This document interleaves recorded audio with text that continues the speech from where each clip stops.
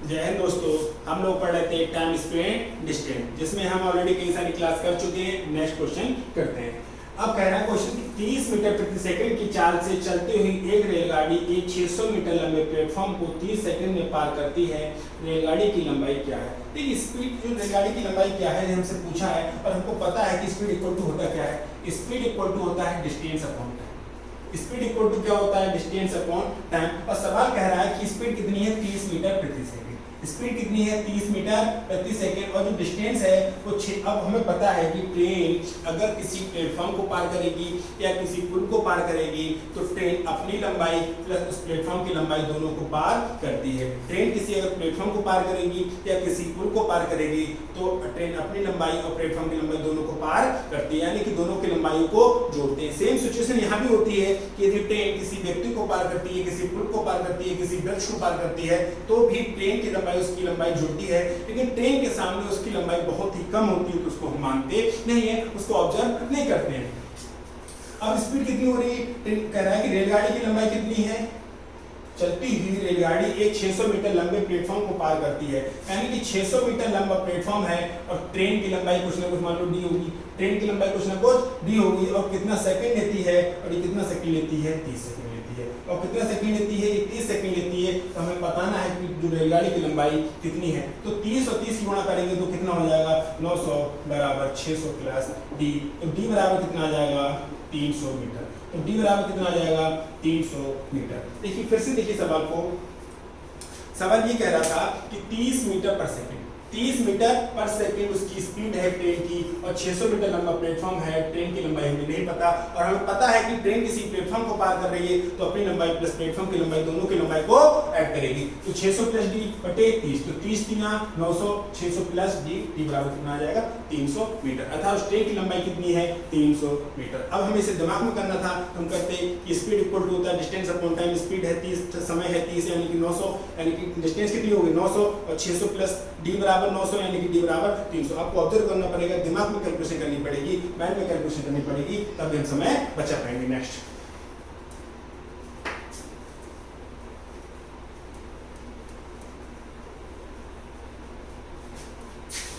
एक रेलगाड़ी 60 किलोमीटर प्रति घंटे की गति से चलकर किसी प्लेटफॉर्म से 30 सेकंड में गुजरती है। यदि रेलगाड़ी की लंबाई 200 मीटर है तो प्लेटफॉर्म की लंबाई कितनी है?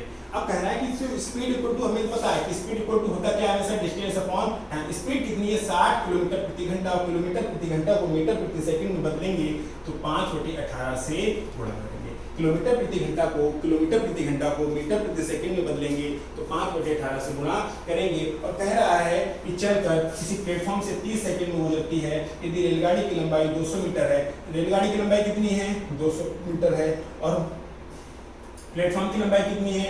नहीं पता, लेकिन कितने सेकंड गुजरती है? 30 सेकंड गुजरती है। Speed equal to distance upon time. Speed कितनी है? 60 किलोमीटर प्रति घंटा, किलोमीटर प्रति घंटा को मीटर प्रति सेकंड में बदलने के लिए 5/18 से गुणा करेंगे। और डिस्टेंस 200 मीटर की खुद की लंबाई और प्लेटफॉर्म की लंबाई नहीं पता, तो हमने उसको क्या मान लिया? पी मान लिया। उसको क्या मान लिया? पी मान लिया। और कितने सेकंड में पार करती है? 30 सेकंड में पार करती है। ऐसा यहाँ तक कहा गया था। 6 से काटे तो 6 3 18, 6 धाम 3 से काटेंगे तो कितना हो जाएगा? 10 हो जाएगा। तो आप देखो 50 की 10 से करेंगे तो 500 बराबर 200 प्लस पी। तो पी बराबर कितना आ जाएगा? 300 मीटर। तो प्लेटफॉर्म की लंबाई कितनी आ गई? 300 मीटर आ गई। चाल बराबर दूरी बटे समय। चाल कितनी थी? 60 किलोमीटर प्रति घंटा, मीटर प्रति सेकंड बदला तो 5/18, 200 प्लस पी बटे 30। कैलकुलेशन करके जो आंसर आ रहा है कितना आ रहा है? प्लेटफॉर्म की लंबाई कितनी आ गई? 300 मीटर। नेक्स्ट,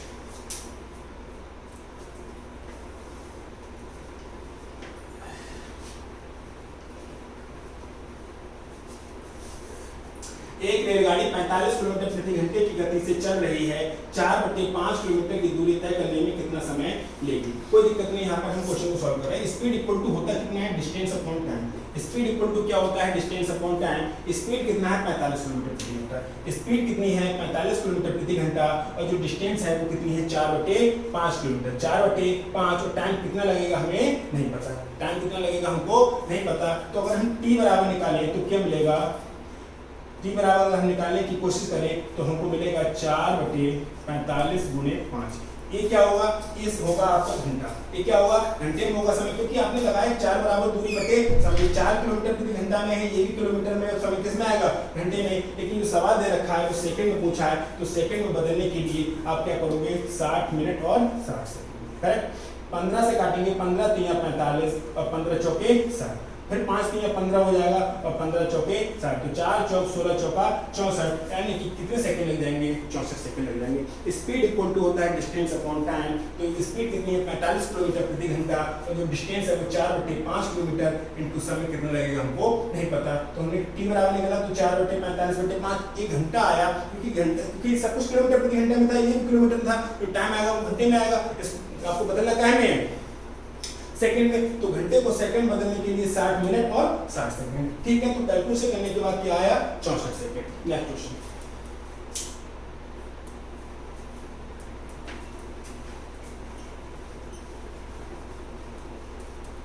एक रेलगाड़ी 60 किलोमीटर प्रति घंटे की गति से चल रही है।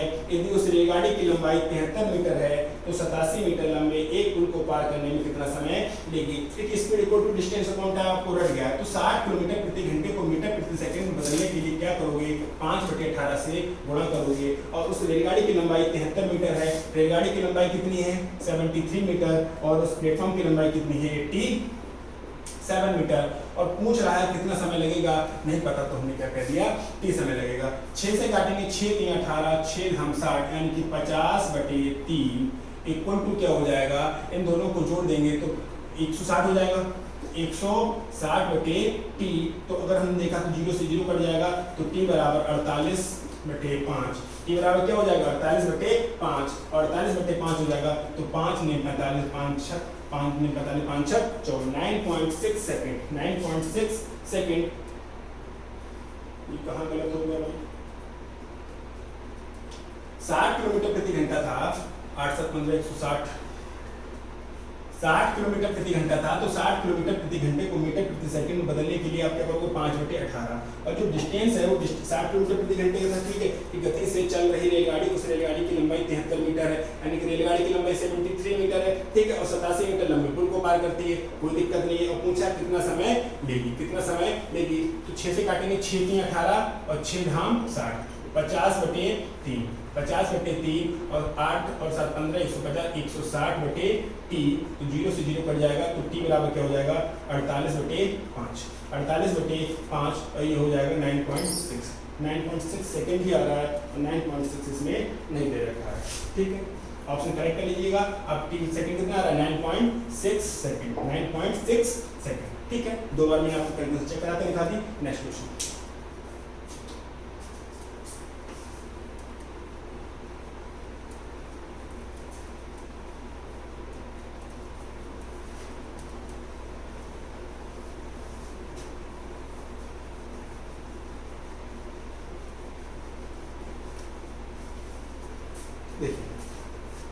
एक रेलगाड़ी और एक प्लेटफॉर्म की लंबाई परस्पर बराबर है। यदि 90 किलोमीटर प्रति घंटे की गति से रेलगाड़ी 1 मिनट में पूरा प्लेटफॉर्म पार कर लेती है, तो रेलगाड़ी की लंबाई क्या है। ये स्पीड इक्वल टू क्या होता है, डिस्टेंस अपॉन टाइम।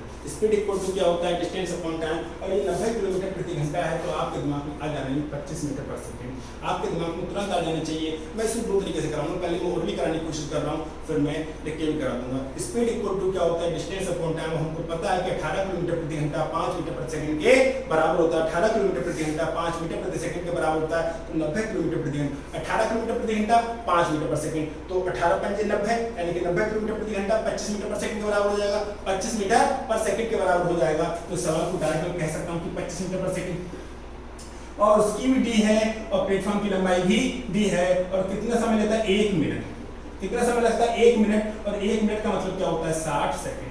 1 मिनट का मतलब क्या होता है, 60 सेकंड। तो 2d की जो लंबाई होगी वो 0 हो जाएगा, 25 छक्का 150, यानी कि 150। 2d की लंबाई 150, तो d इक्वल टू क्या हो जाएगा, 750। d इक्वल टू क्या हो जाएगा, 750, यानी कि अगर प्लेटफॉर्म की लंबाई बात करें तो भी 750 मीटर है, और ट्रेन की लंबाई बात करें तो भी 750 मीटर है।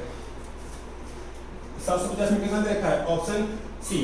आप फिर से सवाल को देखिए कि स्पीड इक्वल टू क्या होता है, distance upon time. Speed equal to क्या होता है, डिस्टेंस अपॉन टाइम। स्पीड दे रखा था 90 किलोमीटर प्रति घंटा, तो 90 किलोमीटर प्रति घंटा को मीटर प्रति सेकंड बदलेंगे तो 5/18। ट्रेन की भी लंबाई डी है और प्लेटफॉर्म की भी लंबाई डी है, और कितना समय लगता है, 1 मिनट। 1 मिनट का मतलब 60 सेकंड। तो आप यहाँ से चेक कर लो, 2D बराबर 1500 आ जाएगा। अब ये बात हुई लिखने वाली, और हम डायरेक्ट कैसे कर सकते थे। आप इस बात को सोच सकते थे कि तुरंत 25 मीटर पर सेकंड और 25 मीटर पर सेकंड और 25 गुणा 6 से होगी, 25 छक्का 150 यानी कि 1500 मीटर हो गया। 1500 टूडी की लंबाई तो टी बराबर 750। इसको दिमाग में करना यही प्रोसेस है, लेकिन उसको दिमाग में करना यही वाला प्रोसेस है, लेकिन उसको दिमाग में करना है, बोर्ड पे लिख के नहीं करना है, कॉपी पेन से नहीं करना। आपको दिमाग में करना है कि 25 मीटर पर सेकंड, 25 छक्का 150 यानी कि 1500 मीटर हो गया। 1500 मीटर लंबाई किसकी होगी, टूडी की होगी, तो हमें डी निकालना है, तो आधा हो जाएगा यानी कि 750 हो जाएगा। नेक्स्ट क्वेश्चन,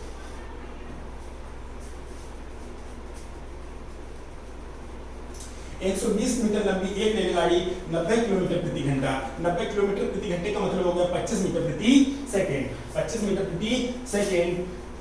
तब 230 मीटर लंबे प्लेटफॉर्म को पार करने में कितना समय लेगी। आप डायरेक्ट सोचिए, 120 मीटर लंबा एक तो रेलगाड़ी है, 230 मीटर लंबा क्या है, प्लेटफॉर्म है, तो 120 और 230 कितना हो गया, 350।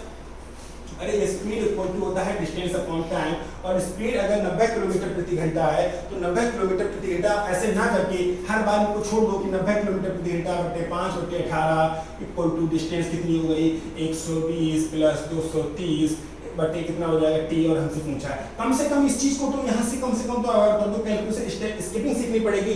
स्टेप स्किपिंग के लिए एक एक स्टेप करके छोड़ना पड़ेगा, एक साथ सभी स्टेप नहीं छोड़ सकते। तो कम से कम इतना तो सोच लो कि ये 18 5 बटे डायरेक्ट 25 कह लूं, डायरेक्ट 25 कह लूं तो टी बराबर में से कितना लिखता कि 350 बटे 25, 350 बटे 25, और अगर 5 से काट दूंगा 25 25 5 से 35 और 5 से काट दूंगा तो कितना हो जाएगा 14। कितने सेकंड लगेंगे, 14 सेकंड लगेंगे। अगर इस सवाल को करना होता तो सिर्फ 350 बटे 25 सोचता, और 350 बटे 25 250 होता तो 10 और 25 चौका 100, 14 सेकंड डायरेक्ट बोल सकता था। लेकिन आप इनको आगे छोड़नी पड़ेगी, स्टेप स्किपिंग सीखनी पड़ेगी, स्टेप स्किपिंग सीखनी ही पड़ेगी, और कोई दूसरा चारा नहीं। नेक्स्ट,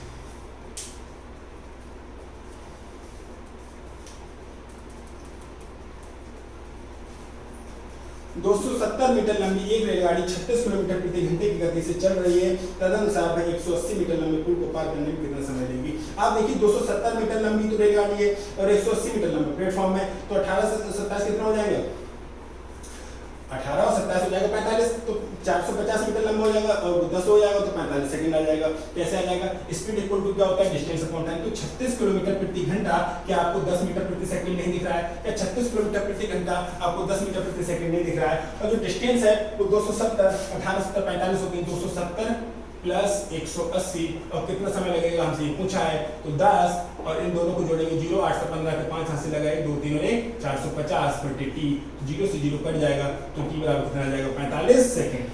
टी बराबर कितना आ जाएगा 45 सेकंड। आप सोच के देखो कि इस क्वेश्चन को दिमाग में नहीं कर सकते थे कि 36 किलोमीटर, हाँ नहीं कर पाओगे अगर 36 किलोमीटर प्रति घंटा लिख लो, फिर आपको करना पड़ेगा 36 गुणे 5/18, इतनी कैलकुलेशन ये करनी पड़ेगी, फिर वो कैलकुलेशन, फिर कैलकुलेशन ज्यादा हो जाएगी, और कैलकुलेशन ज्यादा हो जाएगी तब हम माइंड से डिस्ट्रैक्ट, माइंड हमारा डिस्ट्रैक्ट बहुत कि हम क्या कर रहे थे क्या नहीं, इसलिए हम देखना पड़ता है। जब छोटी कैलकुलेशन होगी हम दिमाग में कर लेंगे, तो क्यों ना पहले अवॉइड करो कि 36 किलोमीटर प्रति घंटा को तुरंत कन्वर्ट कर दो क्या 10 मीटर पर सेकंड, इधर 10 मीटर पर सेकंड, उधर 450 बटे टी, 0 से 0 कट गया तो टी बराबर क्या आ गया 45। नेक्स्ट,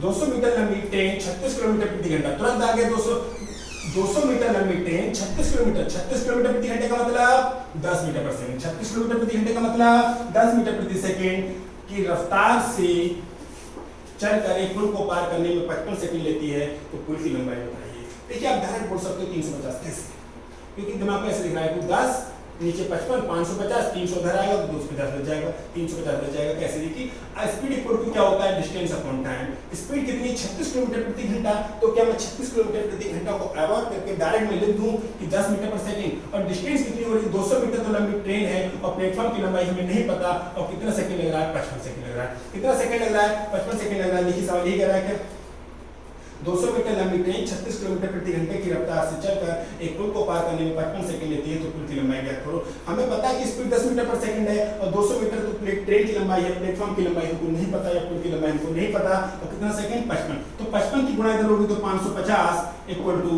200 प्लस पी, और अगर 200 इधर जाएगा तो पी इक्वल टू कितना आ जाएगा 350 मीटर, तो पी इक्वल टू कितना आ जाएगा 350 मीटर। इस सवाल में कोई दिक्कत होने वाली है? अब ऑब्जर्व करो, दिमाग में माइंड में कैलकुलेशन करो, थॉट प्रोसेस थोड़े बढ़ाओ कि हमें कैसे कैलकुलेशन करनी है, कैसे नहीं। नेक्स्ट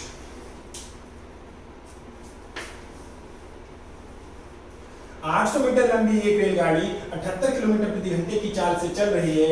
यदि वह किसी सुरंग को 1 मिनट में पार कर जाती है तो सुरंग की लंबाई मीटर में क्या है?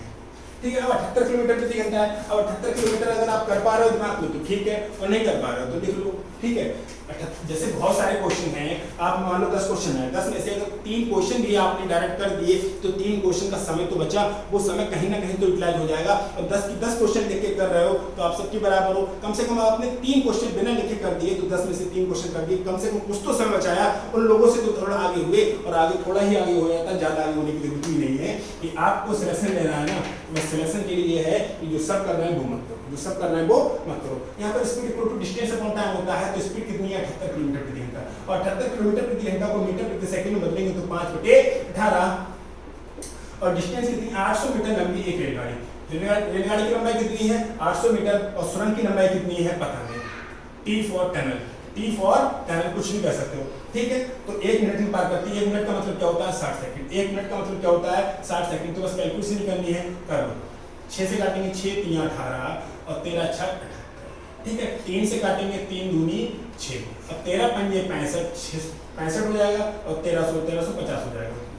कैसे 13 पंजे 65 गुणे 20 बराबर 800 प्लस टी, 0 65 दूनी 130 हो जाएगा बराबर 800 प्लस टी। तो टनल की लंबाई जो कितनी आ जाएगी 500 मीटर। टनल की जो लंबाई है, सुरंग की जो लंबाई है वो कितनी आ जाएगी 500 मीटर। ठीक है, 500 मीटर ऑप्शन बी में दे रखा है। आप फिर से देखिए कि 800 मीटर लंबी एक रेलगाड़ी 800 मीटर लंबी एक रेलगाड़ी 78 किलोमीटर प्रति घंटे की चाल से चल रही है। यदि वे किसी सुरंग को 1 मिनट में पार कर जाती है तो सुरंग की लंबाई बताइए। यानी कि 78 किलोमीटर प्रति घंटा को मीटर प्रति सेकंड में बदला तो 5/18, और ये टनल की पहले तो ट्रेन की लंबाई को प्लस टनल की लंबाई कितना सेकंड 60 सेकंड। बस कैलकुलेशन की आंसर कितना आ रहा है 500 मीटर। नेक्स्ट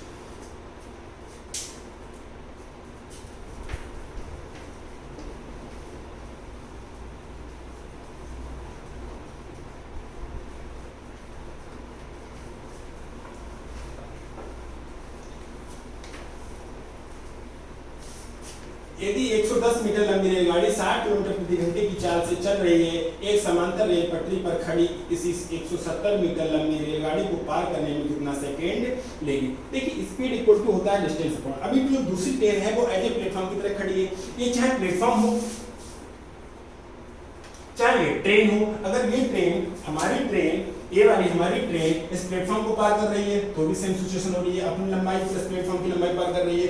और हमारी ट्रेन इस पुल को पार कर रही है तो भी सेम सिचुएशन हो रही है कि ट्रेन अपनी लंबाई प्लस पुल की लंबाई को भी पार कर रही है। और ये अगर ट्रेन खड़ी है, ये अगर जो ट्रेन है ये अगर खड़ी है तो ये काम कैसे कर रही है एज ए प्लेटफॉर्म की तरह, कि प्लेटफॉर्म भी खड़ा है, प्लेटफॉर्म भी नहीं चल रहा, पुल भी नहीं चल रहा, ट्रेन भी नहीं चल रही, तो ट्रेन कैसे काम कर रही है सीधे सीधे एक प्लेटफॉर्म की तरह। तो ये ट्रेन हमारी ट्रेन इस ट्रेन को अगर पार कर रही है तो अपनी लंबाई उस ट्रेन की लंबाई को भी पार कर रही है। ठीक है, सिचुएशन कहां पे बदलेगी जब ये ट्रेन भी चलेगी, तो वो सवाल हम आगे देखेंगे। जब ये ट्रेन चल रही होगी, हमारी भी ट्रेन चल रही होगी तो मामला कुछ और होगा, लेकिन तब भी स्पीड जो ट्रेन होगी दोनों की जो डिस्टेंस होगी वो हमेशा जुड़ेगी। चाहे ट्रेन ऐसे ऐसे चले चाहे ना चले, लेकिन लंबाई उनकी हमेशा जुड़ती हैं। चाहे कोई डंडा खड़ा हो, चाहे कोई वृक्ष खड़ा हो, चाहे कोई पोल खड़ा हो, लंबाइयाँ हमेशा जुड़ती हैं। लंबाइयाँ हमेशा जुड़ती हैं, चाहे विपरीत दिशा में चले चाहे समान दिशा में चले। तो वो सवाल, लेकिन वहाँ पर स्पीड रिलेटिव स्पीड हो जाती है, विपरीत चलती है तो स्पीड जुड़ जाती है, और समान चलती है तो स्पीड घट जाती है। उस चीज को बाद में देखेंगे, लेकिन ये बात हमेशा क्लियर है जो लंबाइयाँ होंगी ट्रेनों की वो हमेशा हमेशा जुड़ेंगी, उसमें कोई दूसरा चेंजेस नहीं होने वाला। आप देखिए 110 मीटर लंबी एक रेलगाड़ी 60 किलोमीटर प्रति घंटा 60 किलोमीटर प्रति घंटा को मीटर प्रति सेकंड में बदलेंगे तो क्या करेंगे 5/18 से गुणा करेंगे, 5/18 से गुणा करेंगे। 110 मीटर लंबी 110 मीटर लंबी रेलगाड़ी 60 किलोमीटर प्रति घंटे की चल रही एक समांतर रेल पटरी पर खड़ी किसी 170 मीटर लंबी, जो ट्रेन खड़ी है उसकी लंबाई कितनी है, 170 मीटर लंबी रेलगाड़ी खड़ी है, वो पार करने में कितना सेकंड लेगी, और हमें नहीं पता तो हमने कहा टी सेकंड लेगी, नहीं पता तो कहा टी सेकंड लेगी। 6 3 18 और 6 से हम 60, तो कितना हो जाएगा 50/3 और 110 और 170 280/3, 280/3 और ये 0 से 0 कट जाएगा तो t बराबर कितना हो जाएगा 28 84/5 और 84/5 का मतलब क्या होगा, ये हो जाएगा 5 8 16 हो जाएगा 0.8 हो जाएगा 16.8 सेकंड हो जाएगा, क्योंकि 16 बचेगा 8 और 4 का मतलब क्या 0.8 16.8 सेकंड 16.8 सेकंड जो ऑप्शन बी में दे रखा है। ठीक है, मिलते हैं नेक्स्ट क्लास में। जय हिंद।